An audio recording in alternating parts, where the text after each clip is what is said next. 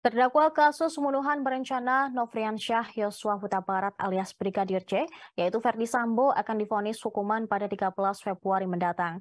Jelang sidang vonis tersebut, Ibunda Brigadir J menginginkan Sambo untuk dihukum mati. Ibunda Brigadir J, Rosti Simanjuntak menyebut hukuman mati layak diterima oleh Verdi Sambo. Sebab mantan Kadif Propam Polri itu merupakan otak pembunuhan putranya. Hal tersebut dikatakan Rosti kepada wartawan pada Selasa 31 Januari kemarin. Sebagaimana diketahui, dalam 2 pekan ke depan, sidang putusan kasus pembunuhan berencana akan digelar. Seluruh keluarga pun menantikan keputusan terakhir yang disampaikan oleh majelis hakim.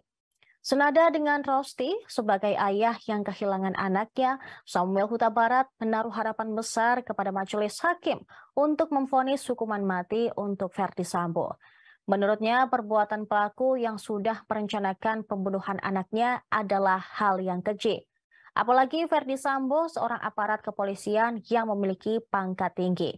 Tak hanya kepada Verdi Sambo, Rosti sebenarnya juga tidak terima atas tuntutan yang diberikan jaksa penuntut umum kepada Putri Chandrawati. JPU telah menuntut hukuman pidana 8 tahun penjara terhadap terdakwa Putri Chandrawati. Menurutnya, istri Verdi Sambo itu turut terlibat melakukan pembunuhan keji ini.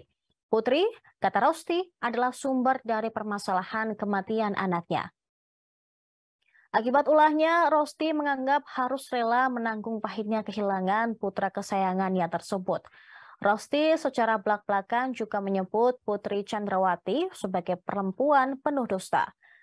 JPU menuntut Verdi Sambo dengan hukuman seumur hidup atas perbuatannya melakukan pembunuhan berencana terhadap Brigadir J.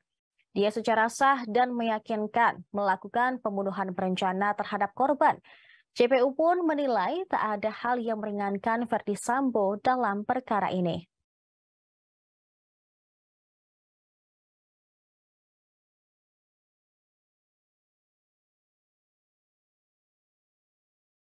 Terima kasih sudah nonton.